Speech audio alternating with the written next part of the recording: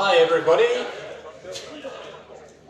welcome, a very, very warm welcome. It just feels amazing to be here. It's our first time at Groundswell and it feels fairly scary that I'm standing up speaking as part of it, but overall, until now, the whole concept, everything about it seems amazing, and I hope this isn't where it all goes tits up.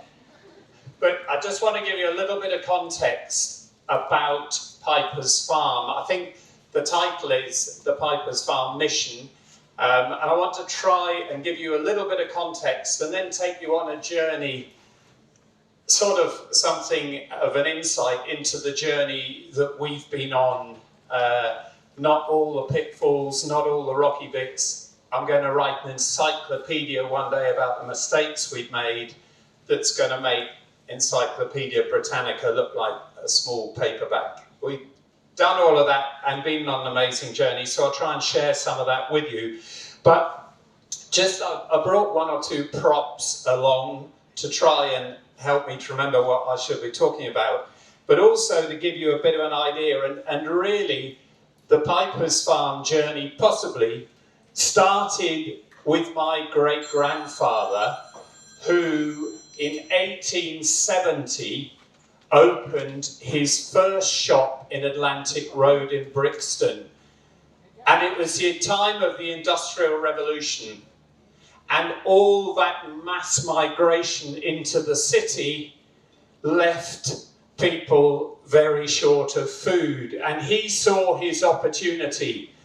And he and his wife lived above a shop in Atlantic Road, and 1870 opened their first shop. This is typical of the shops that he built up. He, by the early 1900s, had 230 shops spread from Dover to Plymouth and up to Nottingham. This was the first one, and the caption says actually it was the Canterbury shop which got bombed by the Germans in the Blitz. But really, that was the beginning of Piper's Farm in various ways, not least because of that business. I was brought up on a small mixed livestock farm about 40 miles south of London. And the reason was that my dad had to join the family business. His brother had died, and my grandfather said to him, "You've got to come and work in the business." The head office was at Waterloo Road in London. So Mum and Dad moved to a small farm so Dad could commute to London. He did that every day for 25 years. So on that mixed farm, we had all sorts of different livestock, and I think it was either 1 3/4 or 2 1/4 when I decided all I ever want to do is be a farmer.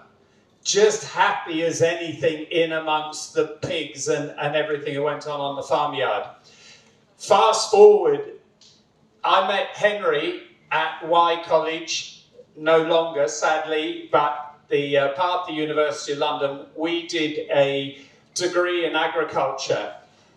Unashamed to say that this was the 70s, and the agrics looked upon the rural environment study students as being really a sort of not even an accessory. We had a dreadfully small amount of respect for rural environment studies, but of course the whole degree was based around the 1947 white paper, after the war, Food from Our Own Resources. And Tim, a bit earlier, was talking about the political agenda. Post-war, it was, we must produce, produce, produce.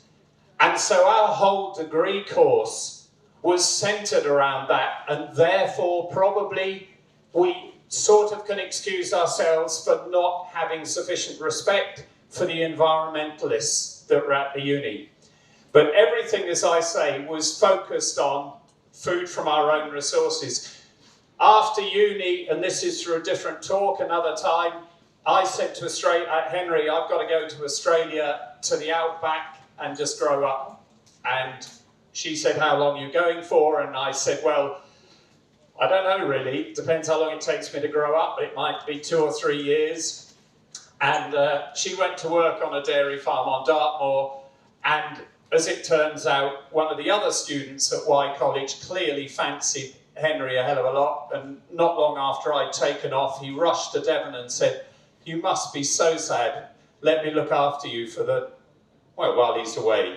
So it took me a long time to persuade Henry to come to Australia, but eventually she did, and we travelled in Australia and New Zealand, farmed in New Zealand, and came back and got married, and then spent 6 years up in the Dales on a high hill farm. I don't know if anybody else has read James Rebank's English Pastoral.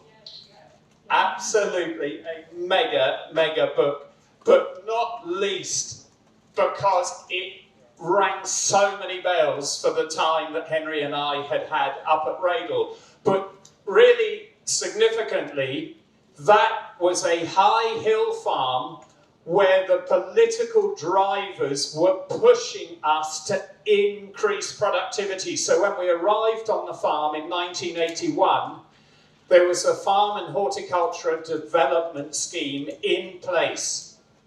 If the farm put in 80,000 quid, the politicians would put in 80,000 quid. And they wanted us to double the output of that farm. So that meant instead of running a flock of 600 swales, the politicians were telling us to have a flock of 1,200 swales. And instead of 40 suckler cows, they wanted us to have 80 suckler cows. And that was the narrative that we met when we arrived. Now, just imagine this. This is a farm where we were living at 1,000 feet. The top of the farm was 2,000 feet. It was very steep, and it was peat, and it faced north. And here were we, young ex-graduates fresh from New Zealand, where they hardly even had a farm building, being told, you pump in tons of inputs, resources, capital, everything else, and you increase the output of the farm. There's loads of things in James's book which I just think are so cool, but one thing as a kick-off that resonates. He and Helen, his wife, were living with their kids in a terraced house in Carlisle. I'm not exactly sure which year it was, but Carlisle got absolutely swamped. The floods were biblical.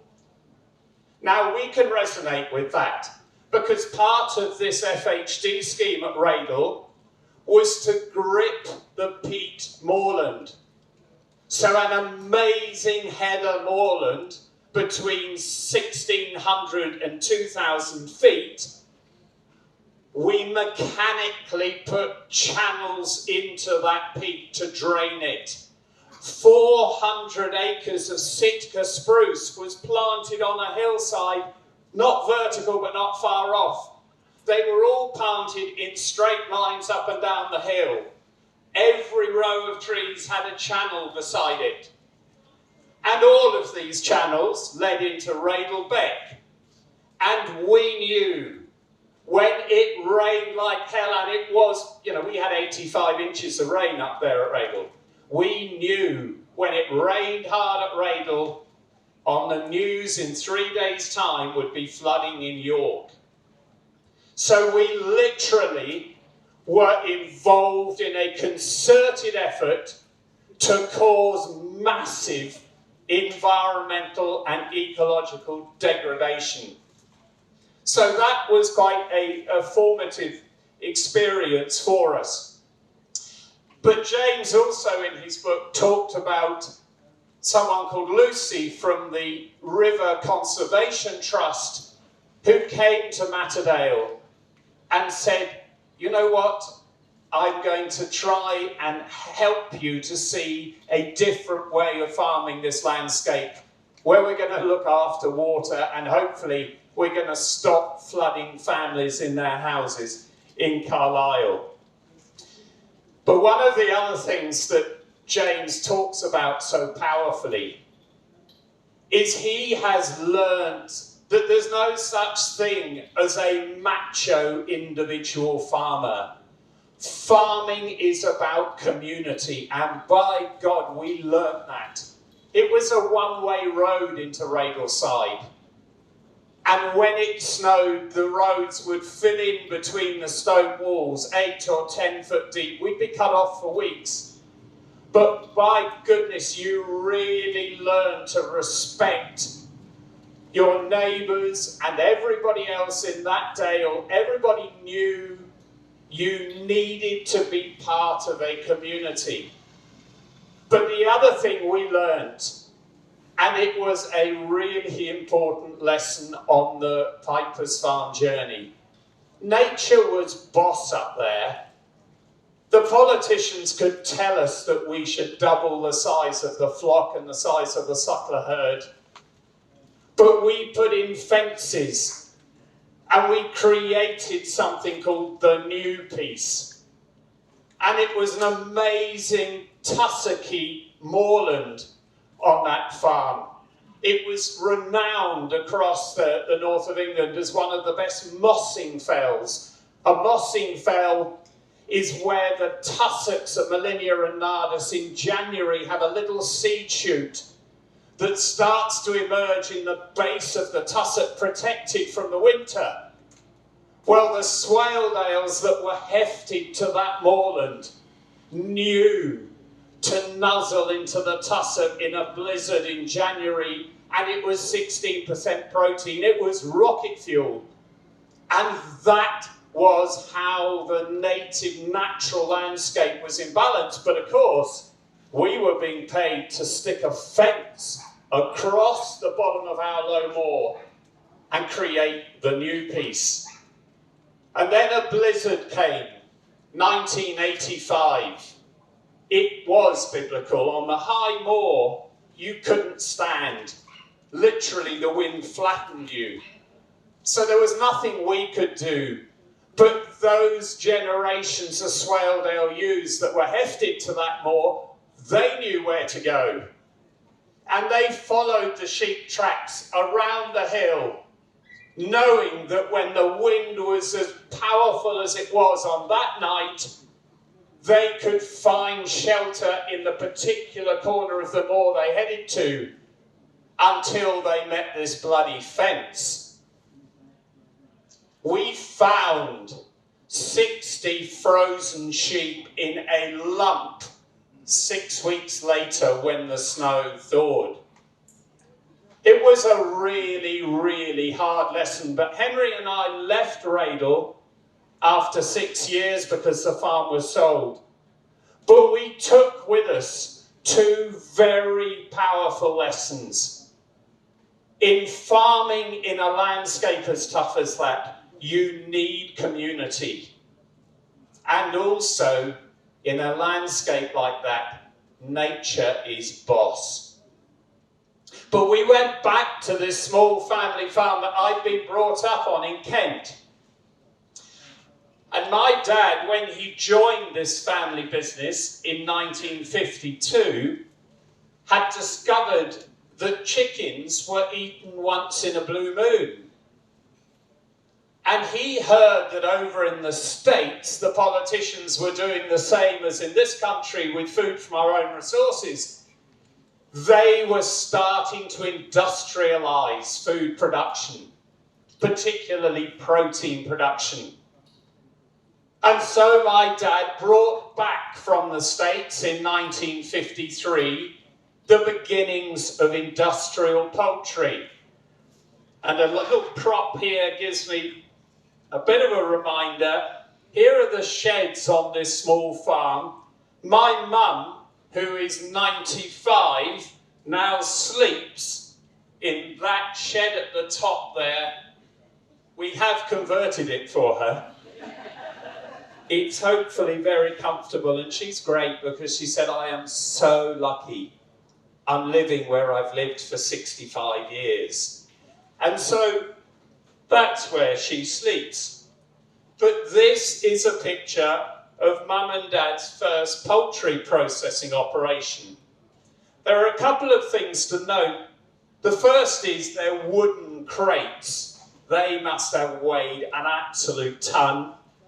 But also, and do have a look at it afterwards, the shape of these chickens is not what you recognise on a supermarket shelf. Because, of course, this was pretty clunky science. The industrialists had just been told, produce more. And the geneticists were sort of just getting to grips with it. But years ago, perhaps 15 years ago, a guy called Phil David came to Piper's Farm, and he was the geneticist who'd been charged with the challenge of turning those chickens into something much more industrial. And when he came to Piper's Farm about 15 years ago, he said, we were bloody good at that. We nailed it. And then when they'd done chickens, he went on to fish. And then when he'd done fish, he went on to roses. He said, we can do whatever you like with genetics. But the thing was that Henry and I moved back to this farm. There were no other livestock left on the farm by then. And I helped my dad in this chicken operation. Now, the shops had all been sold by then. And so he was producing chickens for a well-known high street chain. And when I'd been a kid, so the late 50s, he had 2 sheds of these chickens with 7,000 birds in each shed. And it took about 54 days to grow one of those rather bony 4-pound chicken. So when Henry and I went back there in the mid-80s, he had got the 2 original 7,000 bird sheds, and he'd got a 14,000, a 28,000, and a 38,000 bird shed. And it was taking 34 days to grow a chicken. So he was producing about 500,000 chicken a year from this site. And each day, I would spend my farming time, I was a farmer, in these darkened sheds, shuffling through. Now, when these chicken were ready to kill, you literally shuffled because you couldn't pick your foot up. If you did, you couldn't put it down again. That's how tight they were. And good husbandry as a broilerman, and I went on a course, is all about ventilation and bedding. But I tell you, that is a bloody difficult thing to achieve. You get a wet, muggy day in November and try keeping the bedding right. And the other thing I would do as a broilerman, you kneel down and you stick your nose 2 inches above the bed to know what it's like in the world of an industrial chicken. And I can tell you, it was hell on earth. The urea, the ammonia, the intensity of that environment was horrendous. And of course, the problem is nature. This is what the industrialists were trying to achieve. Nature was excluded from those sheds. No ultraviolet light because the chickens would attack each other. So here was a really stark contrast. We'd been on the high hills where nature was king, and now I was working in an industrial chicken shed where nature was excluded. But one other prop here, which is relevant. This is from the early 60s. It's an article in Farmers Weekly about my dad, who by then was chairman of the National Association of Poultry Processors. And he's having a discussion with Cobb, who were the main chicken supplier. But this is the important bit. On the back of that article is a full-page advertisement for terramycin. Don't worry, farmers. We have finally found a solution to industrialising farming. We are going to use antibiotics. Now, as I stood in this chicken shed, we had 2 small kids. Ed was 2, Will was 0, literally born when we got back to Kent. I was shuffling through these chickens in this hellhole of an atmosphere and thinking 2 things. 1, it is mad that we are abusing one of the greatest gifts mankind has ever been given to produce food in an environment which is industrial scale food poisoning. You could not provide Salmonella, E. coli, Campylobacter with a more perfect environment than those industrial chicken sheds. So no wonder antibiotics were so necessary. But one other thing, 2 other things. 1, it struck me they would never ever want a customer of this high street chain to come and stood where I stood every day, because they would never ever eat chicken again in their lives. The other thing was, we got an absolutely focused glimpse into the world of corporate globalized food supply. Because you are supposed to feed withdrawal ration, which means 4 days before you kill these chickens, you feed them a pellet which doesn't have antibiotic in. So on a Friday, for example, we would have a message saying, we're going to kill your chickens next Thursday. Start withdrawal on Monday. Routinely, on Sunday night, we would get a call. And the call would say, we're coming in tomorrow to kill your chickens. And we'd say, whoa, hang on a minute. But we knew very quickly it was pointless us saying to the person who called us, we can't do it. Just as it was pointless him turning around to the person who told him. What was happening? Not only were the livestock in these systems being relentlessly industrialized, it was a treadmill, it was getting more and more highly geared, but the people, the processors in the chain, were becoming part of this relentless gearing up. And in fact, my brother, when Henry and I left Kent and went to Devon, he took on the chickens, and he loves crunching numbers. He actually enjoyed that sort of farming. But he left when the company they were supplying the chicken to, and this was 4 hours away, they said to him, you concrete all your sheds, and you concrete roads around the sheds. And he said, but that will cost me thousands. But of course, that is what this highly geared global system has done. It has pushed farmers more into a position of vulnerability, of carrying all the risk of being more indebted. So they are on the treadmill. So we did 2 things. I went to the Paris show in 1987, and I don't know if anybody has ever been, but the food hall is about the size of this field. And farmers spent 3 or 4 hours sitting down having their lunch, and they were sitting in front of big banners saying what they produced, and they were eating and drinking it and loving it. And I walked the streets of Paris, and the butcher's shops were so inspiring. Every plate full of food, I just thought, wow. And came back to this country, and the royal show, the food hall was about the size of this stage, and nobody was sitting down, and everybody eating curled up ham sandwiches.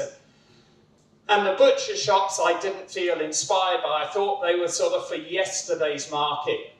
So I stood in food halls of Marks and Spencer's for many hours studying shopping behaviour. And luckily I didn't get arrested, but it probably was a close run thing. But I wanted to really understand what was going on in the minds of not yesterday's customers, but the next generation of customers. And in a way, a Marks and Spencer's food hall was a very good insight into that. So that was very, very formative. We ended up on a very small farm in Kent, the property market, in Devon, the property market was mad. And so there was, it was really difficult to find a farm that we could afford. But we thought the whole digital thing, at uni, we wrote an essay and it was a stack of cards with holes punched in them and it was pretty clunky, but we thought that's not going to go away.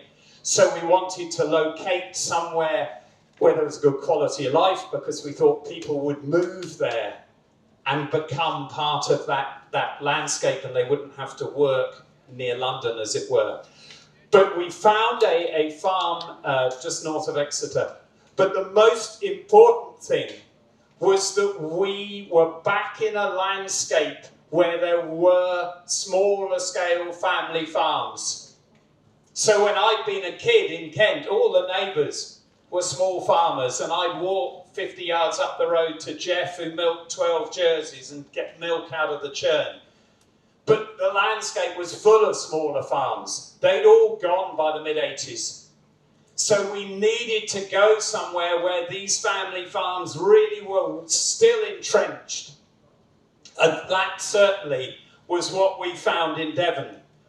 And so we set about our vision, which was to build a jigsaw of these smaller scale family farms because we believed that is a timeless resource. That is really the way we should produce food and feed the nation. And it's not going to go away. And we want to make sure that if we possibly can, we can build a business which helps to sustain that incredible resource of the smaller scale family farms. So we set about building the jigsaw, and I've got to tell you, when we arrived, there was I teaching myself to butcher in a tin shed that they'd been milking cows in. We were living in a caravan.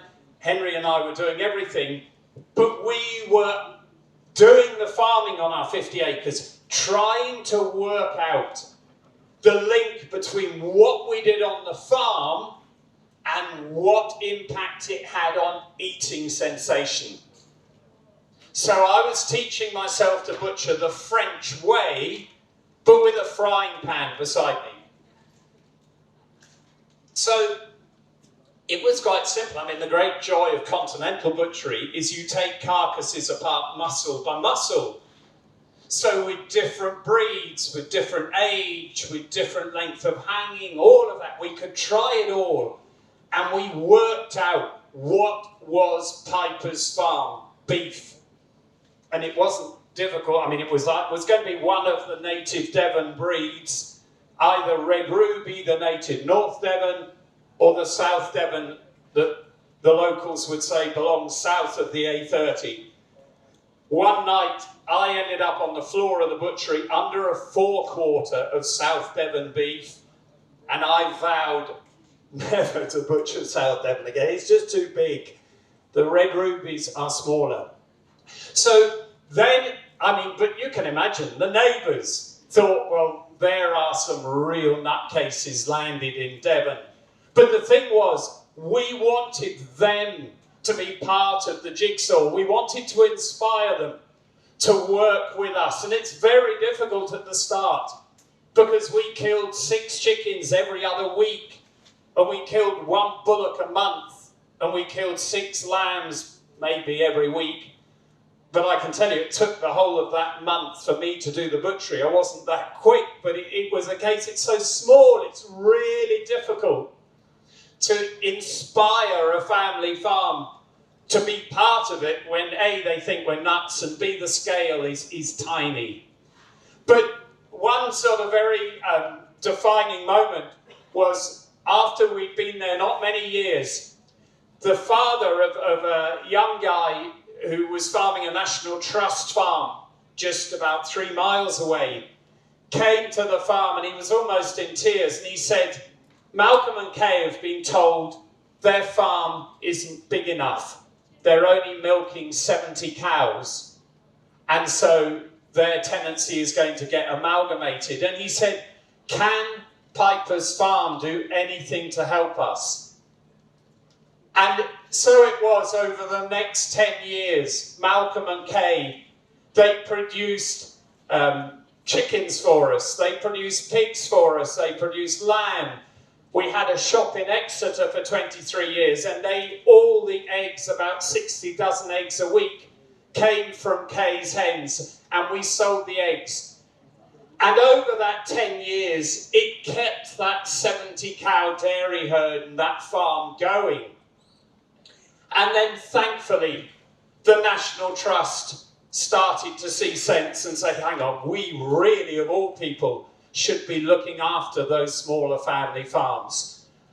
And now, thankfully, the two boys, George and Edward, who when I used to be going to their farm, were playing with their toy farm upstairs in the house.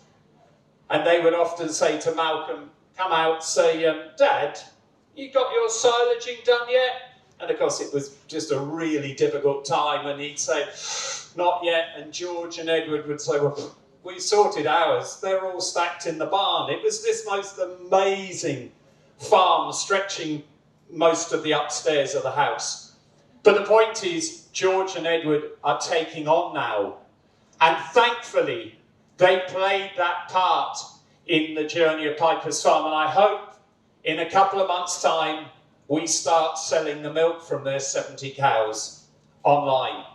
But it was very important. We reached out to build this jigsaw. There's another family on the top of Exmoor. They farm high above Porlock. Incredible landscape. 6th generation. It's just beside the church where Coleridge was inspired to write Kubla Khan. Ancient landscape. They've been there 6 generations. For 30 years, they've produced red ruby beef for us. But here's the rub. They also run a Charolais bull on their Devon cows. And so the challenge for us, it's not romantic, it's not fanciful. We have to convince John and his mum and dad that we will give them a profitable route to keeping just purebred Devons on that Exmoor farm. But in fact, excitingly, for the first time in 30 years, about 3 weeks ago, we were going around the cows out on the cliff tops, and the Charolais bull was there, lean and big and muscly and whatever. And I said to John, can we go the other way? And he said, you know what? I think we're going to get rid of that bull, and we are only going to have Devons. Now that has been the best part of a 30-year journey with John and that family. And just over the hill at Blindwell Twitchen, there's another family who bred lambs for us for a very similar length of time, just about 30 years. And we were up there the other day, and Katie is Pete and Carol's 17-year-old daughter. And she was there. And you really got the feeling Katie's generation is the one who is going to take back farming Molland Moor, where English nature have been bailing up surplus grass because they said stock shouldn't be on it. But the fact is, Pete knew from his granddad, who'd been taught by his granddad, how to farm that landscape. And it just needs his farm, like our farm in the Dales, not to be pushed to intensify, but to revert to a system of farming which his generations of his family have been doing. But of course, the other thing about this intensification and what I talked about with the chickens, it is a treadmill for families and a very stark example is a family near us who were milking cows. Like so many families, they were trying to milk more and more as the price went down. They put in robots. They'd invested best part of 200 grand in robots.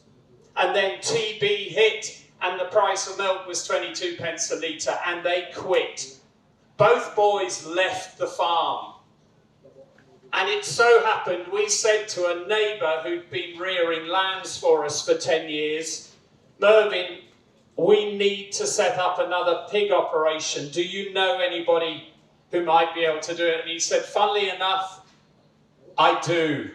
There's a family next door, and this was the family who come out of dairying.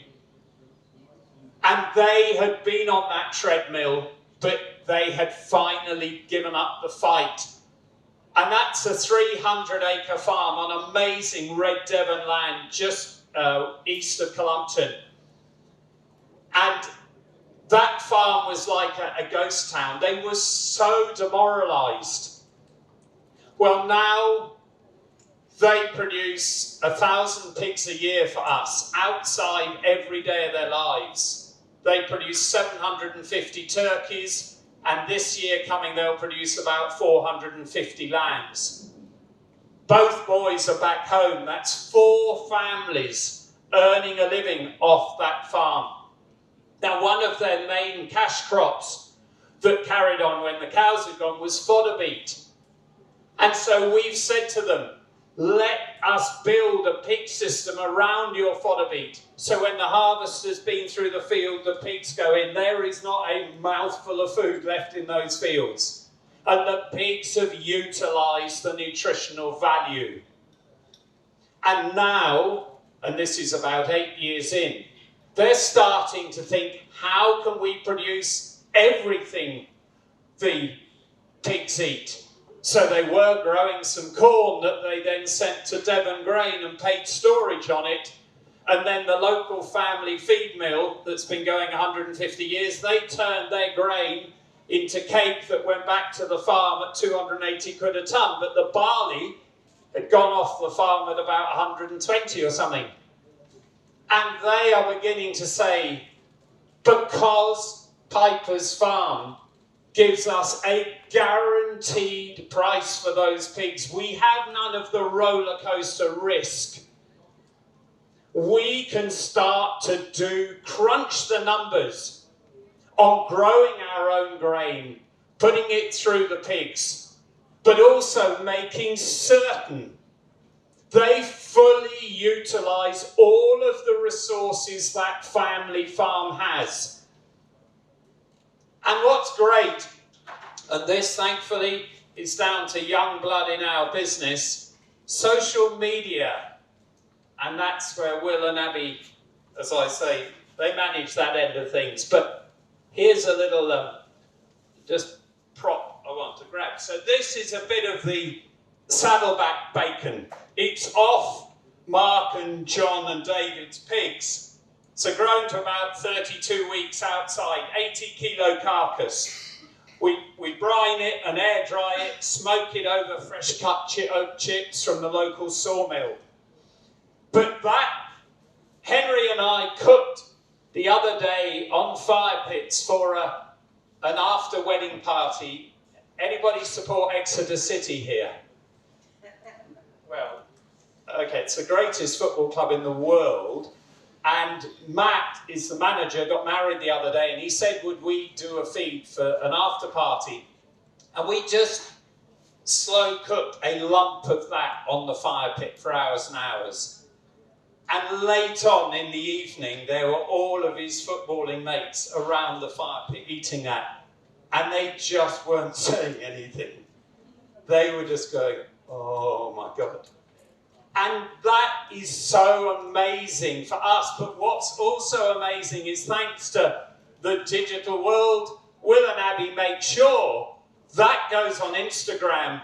And Mark and John and David, when it's bloody cold and wet and horrible outside looking after the pigs, they can look at that picture on Instagram and they feel proud and excited, and they realise what they farm for, what the bloody hard work is for. They're making money, but also they have an absolute pride in what it is that they're doing.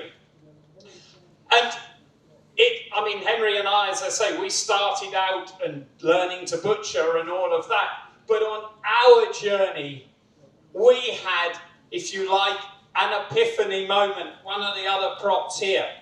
That is something called food for thought. And there's an amazing guy called James Chubb, who was the East Devon Education Ranger.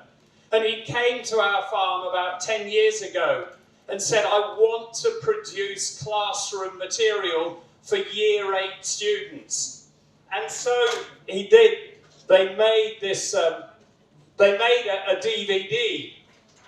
But in that couple of days where James was on the farm, he brought a sweep net and he swept across our fields and captured hundreds of species of insect. Henry and I have never done that.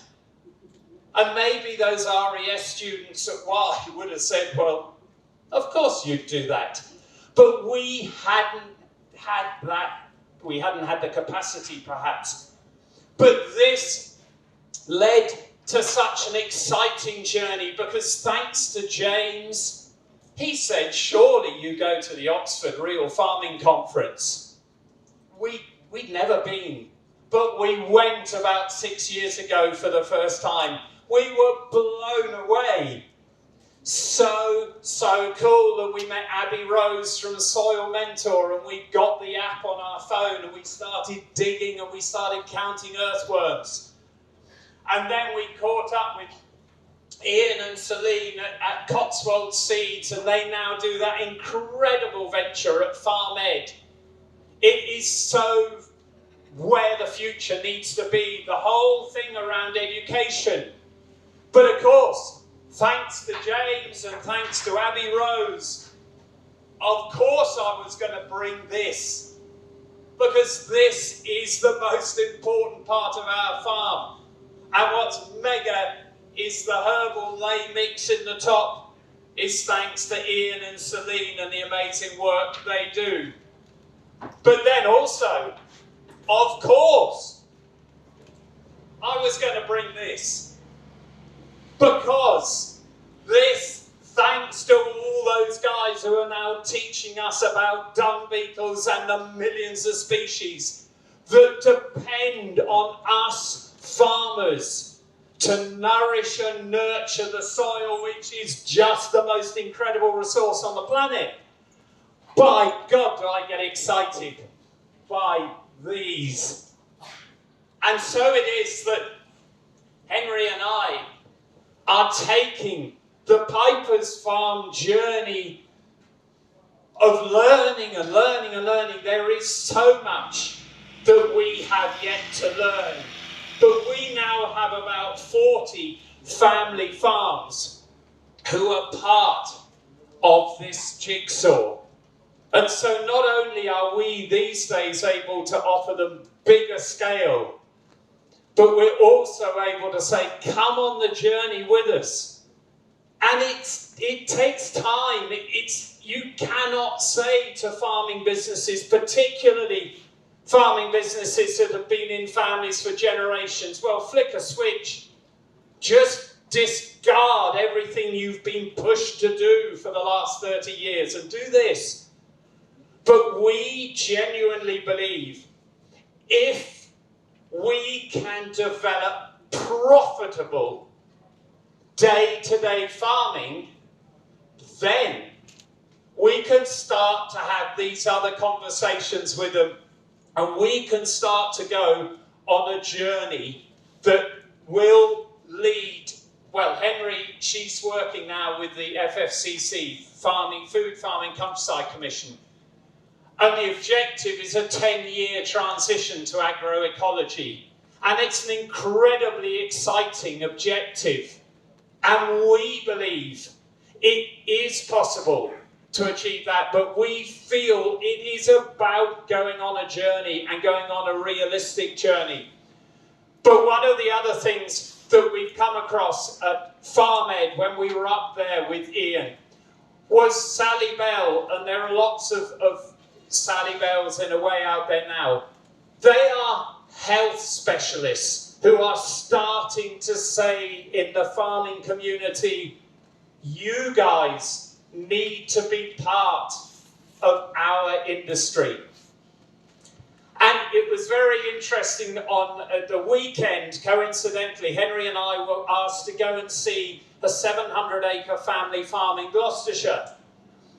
And we drove around the farm, and it was being contract farm industrial corn and a lot of sheep and 250 acres of woodland and about 3 Tamworth pigs.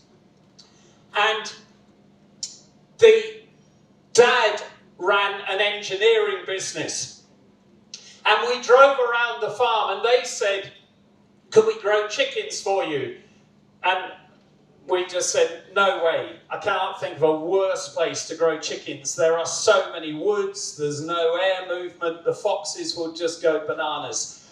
At the end of the day though, we said our vision would be properly strip graze a herd of Tamworths through your incredible mature woodlands.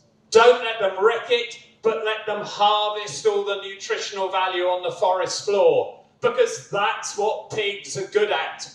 You can feed them absolutely anything except they don't eat whole lemons. But otherwise they will eat and they will convert, they will harvest nutritional value.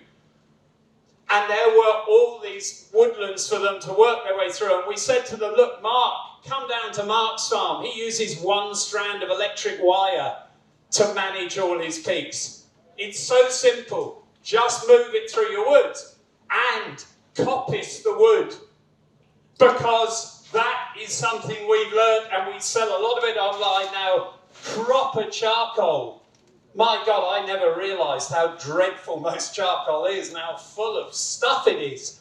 But proper charcoal from well-managed coppice woodlands, that is a genuinely sellable product. And they had a biomass boiler on the farm and they were buying in wood pellets. And I said, surely you will manage your woodland to produce biofuel, because the market for it is going to grow exponentially.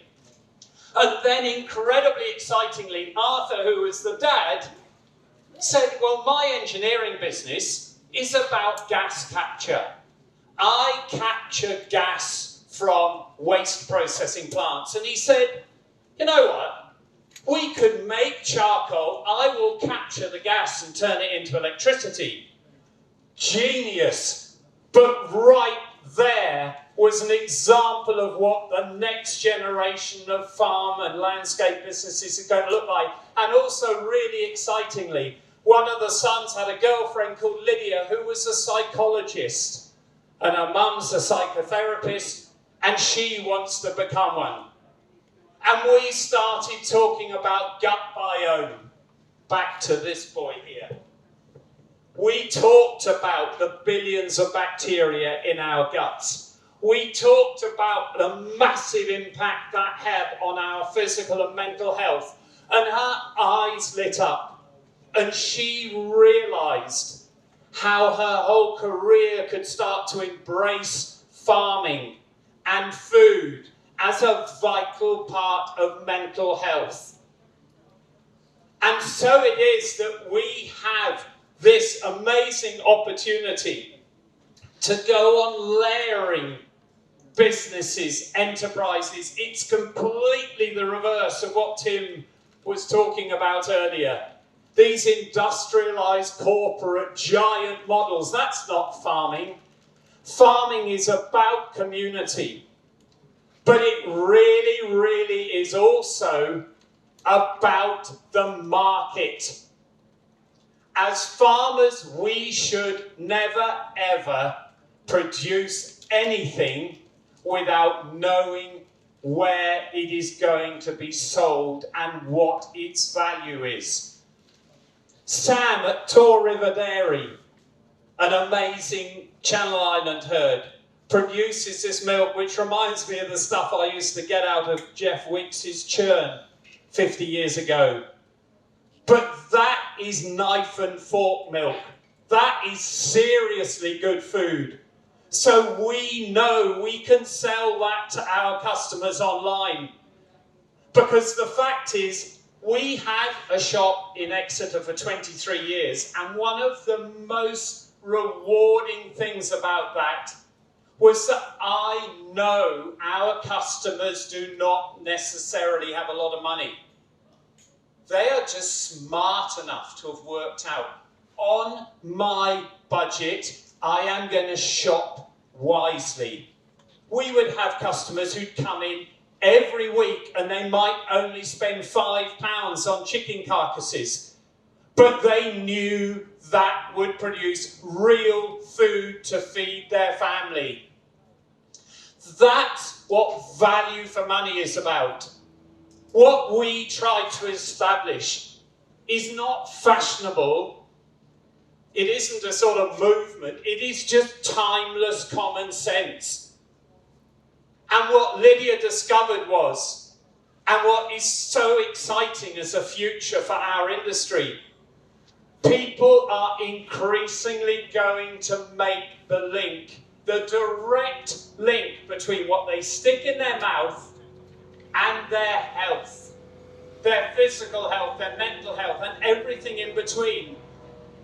That is going to become so powerful, and I would even go as far as to say, within 5 years, the most commonly used word in every doctor's surgery in the country will be gut biome. And our job as food producers is to nourish gut biome, not only of our livestock as part of the natural world, but as human beings, we are part of nature. And health is dependent on that whole cycle, absolutely integrated with nature. So I just want to finish. I mean, there is some wonderful Swaledale wool there, and that's some wool of the parents of the lambs, the mule Suffolk lambs we kill. Completely different sorts of wool. One suitable for making carpets or for wrapping up our meat when we send it around the country. That's suitable for making a really nice cardigan. But we as an industry have an amazing opportunity in this digitalised world to find those markets. It's no longer about big corporate businesses telling masses of consumers what to do. Every one of our farming businesses anywhere in the landscape is connected with every individual customer. And it's so exciting. Actually, that's some soap made with the fat from Sam's cows. So again, do our customers like the idea of buying that? They absolutely love it. And Josiah was at the back for Tim's talk from Hodmedods. What a brilliant company that is. Helping farmers to grow crops which have real value. It is about converting our hard work into cash. And we said to that family in Gloucestershire, scrap your industrial wheat, 10 tonnes per hectare, 350 kilos of nitrogen. Scrap it. Grow pulses for Hodmedods alongside heritage wheat and get the flour made into sourdough bread in a bakery, and we sell bread online and our customers love it. And get the heritage and get the pulses, harvest them simultaneously and sell the pulses to Hodmedods.